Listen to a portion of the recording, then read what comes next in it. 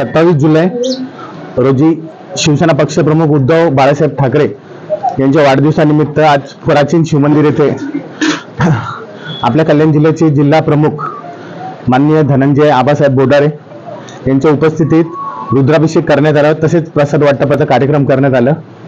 आज आम्ही एकच या भोलेबाबाच्या चरणी विनंती करतोय की आमच्या उद्धव साहेबांना दीर्घ आयुष्य लाभू द्या आणि लवकरात लवकर महाराष्ट्राचे मुख्यमंत्री म्हणून त्यांना आम्हाला